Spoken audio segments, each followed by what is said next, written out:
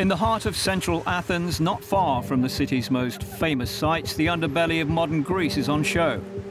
The country has been hit hard by the recent financial crisis and is now in its 6th straight year of recession. This, coupled with a number of austerity measures and a high unemployment rate, has seen the city's homeless population grow by 25%. A consequence of this is that the Athenian middle class is slowly being replaced by a new underclass.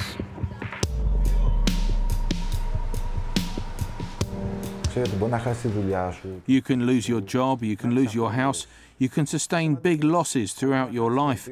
When you lose hope, you lose everything. What we're seeing at the moment is our compatriots losing hope, both as individuals and as a society. Chris Alephantis is a journalist who for the past 7 years has spent his time trying to change the lives of those less fortunate. Earlier this year he helped launch Shadia, Greece's first street paper.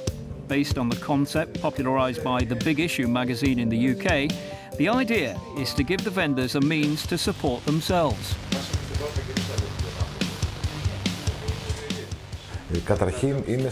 It's very important for people to wake up and have somewhere to go. Nowadays, there are thousands of Greeks who wake in the morning and their day is empty because they're unemployed.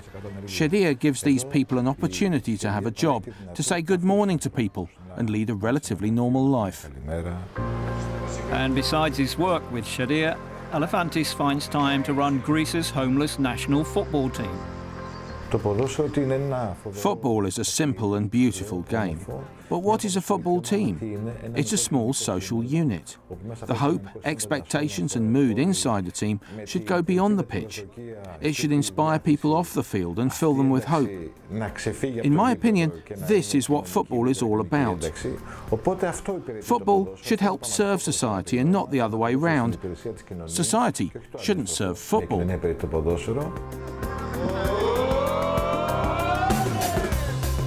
The side was established in 2007. They train once a week and play friendly five-a-side matches at the weekend.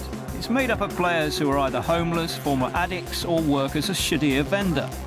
The team aims to promote social inclusion while offering the participants the chance to freely express themselves and have something positive in their day-to-day life.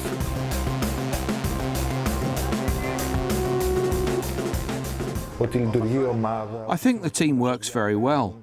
One of our sayings is that the match lasts for 14 minutes, and for those 14 minutes we have to give it our all from the first minute until the final whistle. We try to pass on through the team the same philosophy we have in life. That is, we never give up.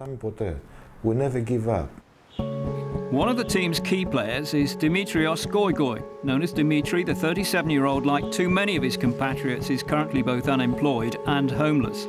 A former soldier, he lived with relatives following his discharge from the army. Unfortunately, like many Greeks, the national economic downturn meant his family was unable to support him.